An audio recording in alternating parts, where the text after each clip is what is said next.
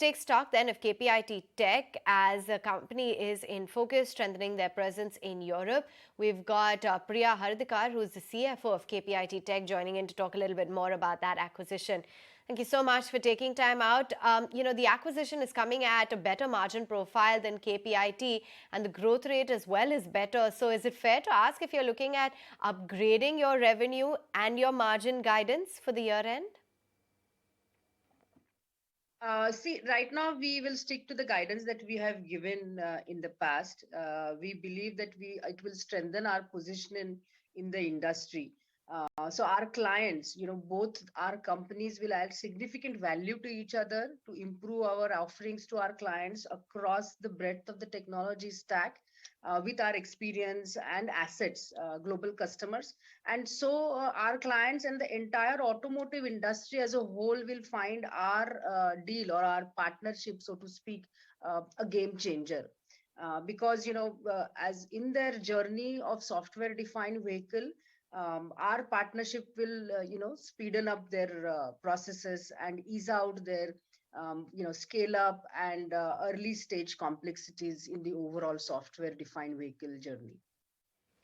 You've also announced this acquisition in order to strengthen your presence in Europe, and it's at a time when the geography is seeing a significant slowdown. So, should we read this as a sign that there's no slowdown at all, or is this a more opportune buy? So our client predominantly are the original equipment manufacturers or the OEMs that we call them, and their R&D spends at this point of time has not been cut down. What we believe is what our clients have been talking to us is their production programs for which the R&D spend is happening is more important to them for their own positioning and value add. So overall software defined vehicle program is something that is not getting sidelined. Neither there is any spend cuts that we have seen. And therefore, our environment in which we are fortunate to be in the environment which is not right now being impacted by the overall situation in Europe. So it is strengthening not only for KPIT as well as Technica. I think our clients will also benefit to, speeden up their journey. And so what we are talking to our clients right now, their overall R&D spend and their production programs for 28, 29 will continue to be robust, and that spend is not been cut. So there will not be a significant impact on our, revenues per se. Having said that, we are cautious. We are watching the situation very closely. And right now, we believe that we will stick to the guidance on revenue as well as profitability we have given to the market.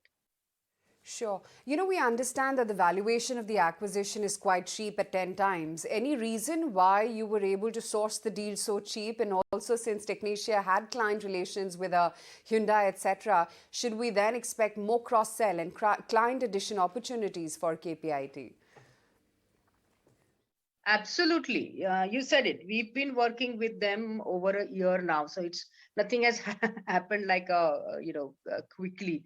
We've been working with them over a year now. And plus, you have to remember that it is the partnership that is important for them as well. Together with KPIT, we are able to address the industry's need across the technology stack. So on their own, for their scale up, and not only for their positioning and our positioning, it is mutually so complementary that the synergies will benefit both as well as to the industry. So while I say that the industry's positioning for this deal will certainly improve, and not only for KPIT, for Technica as well. So that is primary reason.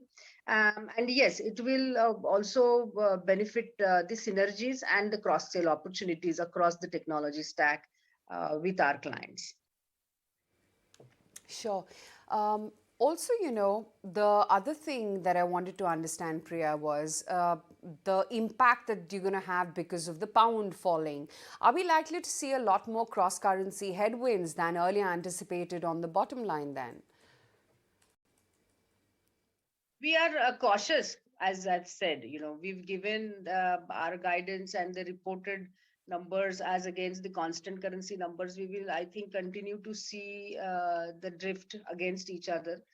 But the currency movement is something that we cannot be positively neither can predict and comment upon. For coming quarters, I think the currency will remain a primary look for when we are reporting the numbers. But on a constant currency growth part, we will continue to keep our guidance to reach almost 18 to 20% growth year on year on a constant currency basis. And talk to us about the headcount trends as well, since the supply side issues have been the core area of concern. So update us on the fresher additions, the attrition trends. What's the outlook when it comes to wage hikes? Yes, so right now we've touched 10,000 mark now. We have globally 10,000 people with an addition of now Technica. With Technica, there are more academician and technical niche skill sets that we have added. Apart from that, our strategy of fresher hiring and lateral continues. We are continue to invest in our people. The overall attrition trend, we believe, is now softening up. I think our wage hike have been better than the industry so far that we gave recently. In the wage hikes also over last 2 years, we have continuing the trend to be or better than the industry for definitely for our top and critical talent. So far as our attrition rate is concerned, we believe that it is now a sort of what should I say, smoothen, and it will not get worsen for sure. And we will see a better pace supply side situation going forward, is our belief. All right, we'll let you go, Priya. On that note, thank you so much for taking time out and walking us through the latest details on that acquisition, Technica Engineering. It's 100% shareholding for that deal that has been acquired with a cash consideration of about 80 million euros.